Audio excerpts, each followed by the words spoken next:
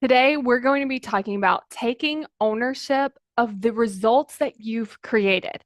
So, a lot of times when we achieve something, our brain really wants to just delegate that ownership to something else. It was the right time. This person helped me. I got lucky. It was a fluke. It'll never happen again. Like looking at these things where it doesn't want to take that ownership. And I want you to ask yourself, what would happen if you took ownership over what you've created and what you've achieved? How would you feel? Maybe you would have more confidence. Maybe you would feel more empowered. Maybe you would want to go out there and create other things. But here's what happens if we don't take ownership. One, we become dependent. We become dependent on the right time. We become dependent on the person that helped us. We become dependent on things just working out wonderfully. And the second thing that happens is our brain actually gets scared that we're going to lose the thing. Because if we didn't create it and it was outside of us with perfect timing, people that helped us, this thing we learned, if it's outside of us and that thing goes away, then so does our results. And so this is why it's very important to create that ownership, because otherwise your brain becomes dependent and then it becomes scared. And so if you're starting to see like, oh, I've created this thing, but I'm really scared it's going to go away, then this is where you want to start building up that ownership.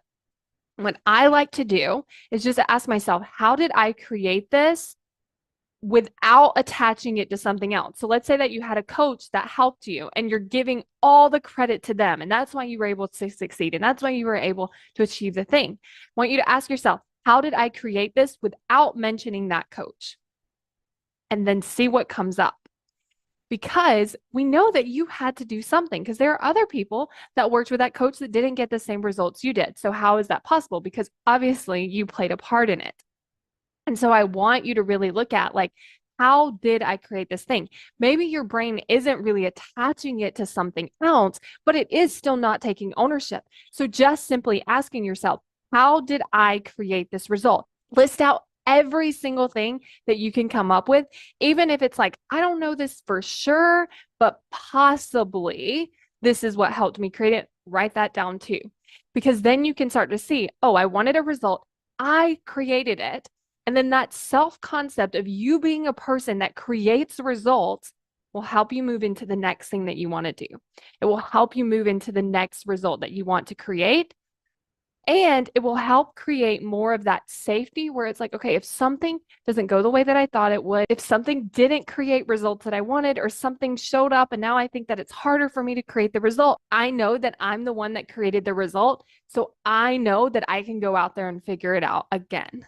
And then that can kind of create more of that safety because we're not dependent on all these things going right outside of us.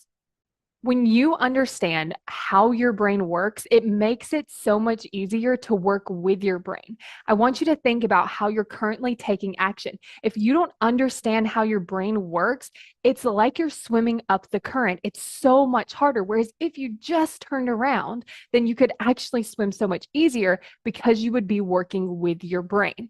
If this is something you want to learn about, go to successbykayla.com to sign up and get instant access to my Why You Aren't Taking Action video.